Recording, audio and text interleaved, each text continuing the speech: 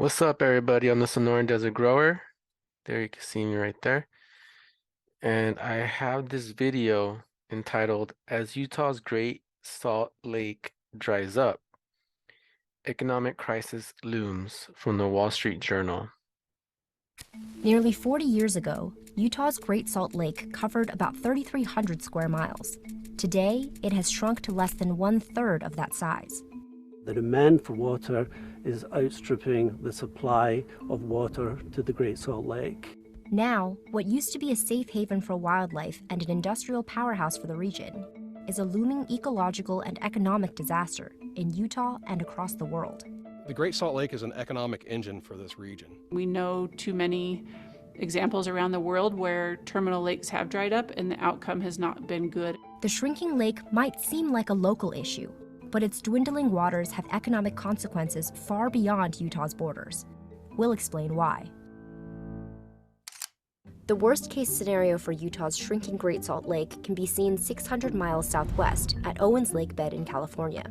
Owens Lake dried up decades ago, decimating the local economy and producing some of the worst levels of dust pollution in the United States, according to a 2020 study. Los Angeles County ultimately spent about $2.5 billion in dust mitigation efforts. Great Salt Lake is 15 times larger. The cost is going to be exponentially more. Utah It's crazy that it costs money to lose water because of the dust. That's such a crazy thing to think about. is now racing to prevent the same outcome for its Great Salt Lake, even as more water is diverted for agriculture, human consumption, and industrial use. What has happened since the pioneers first came here is they started diverting water from the rivers that fed the Great Salt Lake. So the amount of water that is being diverted from these rivers has increased exponentially and is going to do so into the future because our population is booming. More recently, this problem has been compounded by severe drought and higher temperatures throughout the American West. But then there's a secondary factor, and that factor is climate change. Because climate change here in northern Utah is changing the whole hydroclimate of the region. Now, industries that depend on the Great Salt Lake are being forced to adapt, like the mineral extraction industry, which accounts for about $1.3 billion in annual economic output, according to a report commissioned by the Great Salt Lake Advisory Council. Magnesium, potassium, and lithium are found in world-class concentrations in the Great Salt Lake. Joe Havasey is the director of natural resources. They are making money. These are huge businesses. These are huge. And this is tied into big agriculture. Resources for Compass Minerals, one of the largest mineral extraction companies on the lake. It produces key ingredients used in lithium-ion batteries for electric vehicles. It is also North America's largest producer of potassium sulfate, a fertilizer required to grow high-end crops like fruits and nuts. What we do is we draw brine in from the Great Salt Lake into large open evaporation ponds. In the evaporation ponds, the water evaporates, leaving beds of crystalline, recoverable minerals. This process contributes to lower lake levels too, accounting for about 13% of total water diversion. The lake is also a critical resource for the manufacturer US Magnesium, a company that is the sole provider of primary magnesium metal in the country. So if you hold a soda pop can in your hand, or if you go sit on a stadium bleacher that is made of aluminum, the magnesium in those cans and in those stadium bleachers comes from the Great Salt Lake. Lower lake levels have already forced US Magnesium to move a pump station to get water to its evaporation ponds. Other companies around the lake have had to expand their canal systems, which take complicated permits and cost millions of dollars. A dwindling lake would also reduce available jobs. So broadly, the mineral extraction industry on the Great Salt Lake employs over 5,000 people. So there would be, hundreds, if not thousands, of job losses associated with that. The drying lake is also affecting an industry that is crucial to the local economy, and even your own seafood consumption. 45% of the world's brine shrimp comes from this lake, and they're used to raise fish and shrimp in aquaculture facilities around the world. So if you go out to dinner in New York City, for example, and you get shrimp cocktail, the chances that your shrimp ate brine shrimp from the Great Salt Lake is very likely. But as the lake water drops, This is so insane how everything is connected and how in Utah, how the water and the lakes in Utah are connected to the global economy, down to feeding shrimp for cultivation and food production.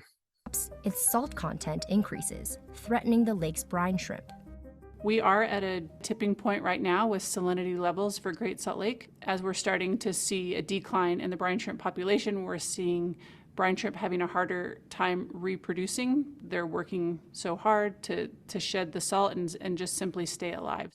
The world-renowned ski resorts in the mountains surrounding the Great Salt Lake are also bracing for changes. In the winter, the lake benefits nearby ski resorts by influencing the local climate and weather, producing lake-effect snowstorms. If the evaporation continues and lake-effect snow decreases, Utah's ski season could be shortened, costing the industry up to $9.6 million annually. With lower water levels comes fewer boats in the marina. Fewer boats means less revenue for recreation and tourism.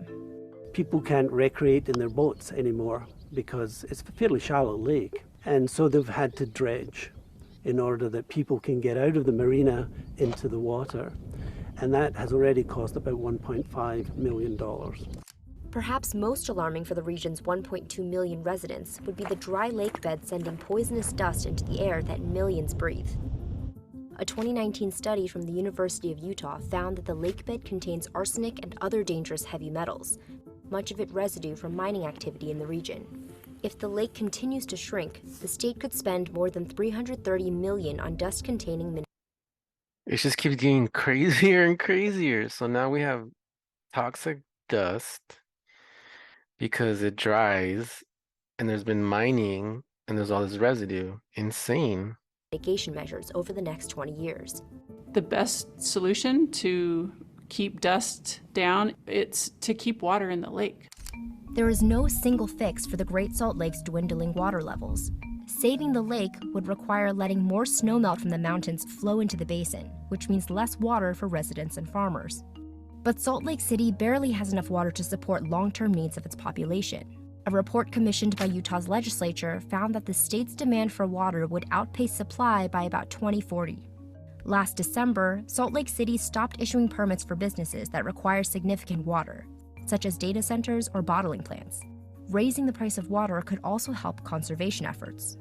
If you have incentives like that to say, well, we're going to increase your water bill by 15% per annum in order to make sure that we can save the lake, will people be happy with that? Will they accept that?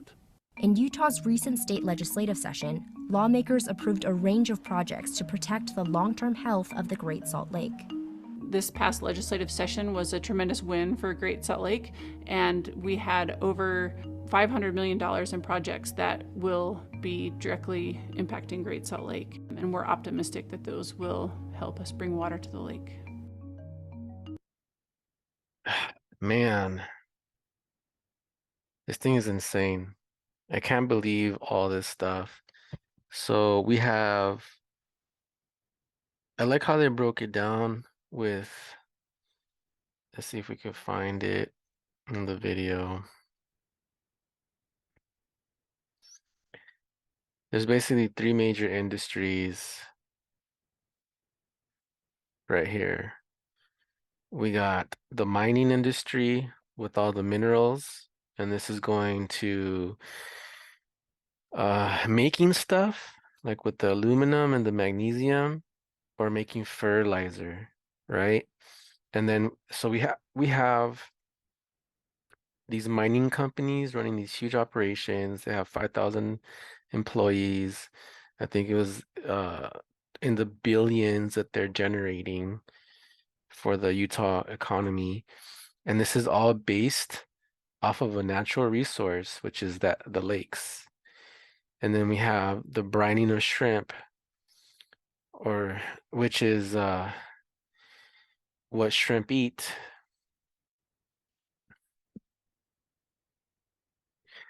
So the brine shrimp is what shrimp eat, and they are naturally occurring in this lake, and they harvest them and they sell them to shrimp producers, shrimp cultivation facilities.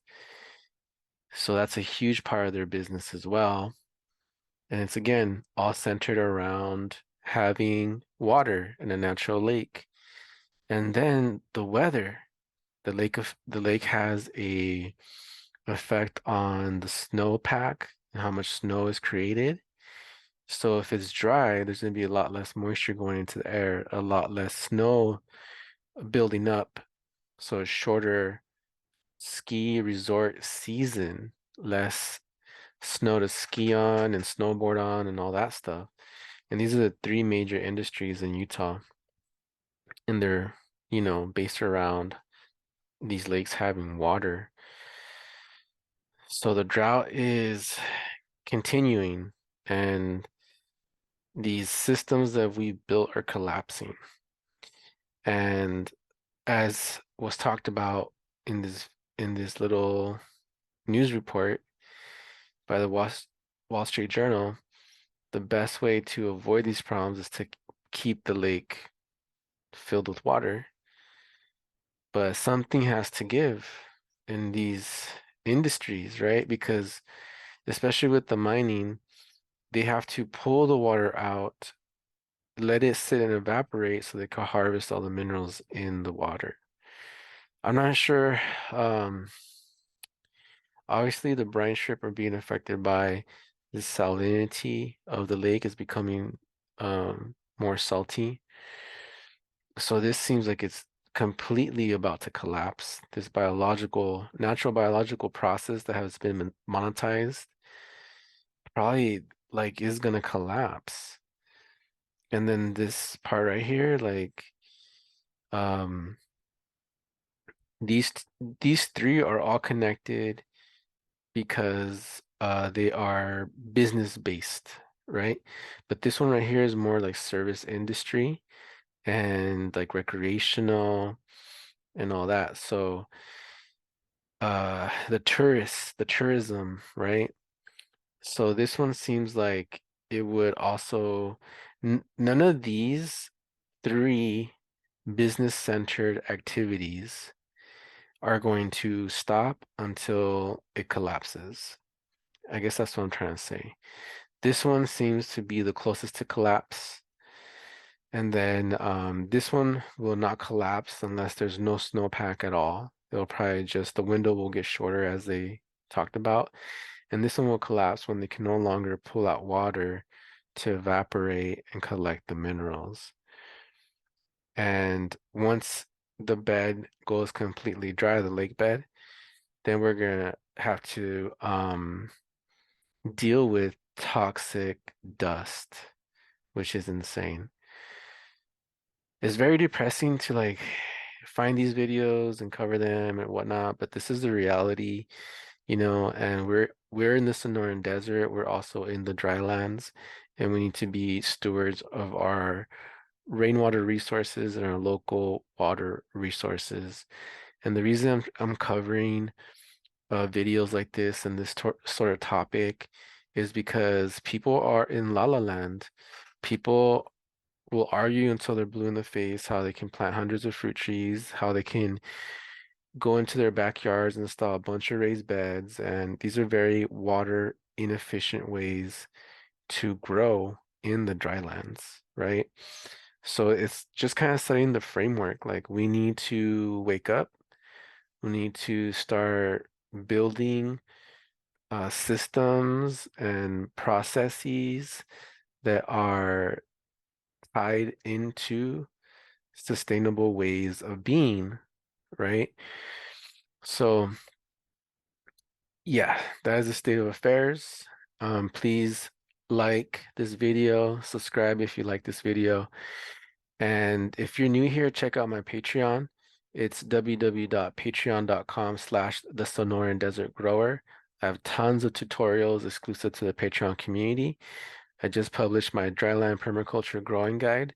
It's over 100 pages of useful information that will help you get into the abundance zone here in the drylands without wasting all kinds of water. We like to grow more food with less water. That's the whole point. So thank you for watching. I'll see you in the next one.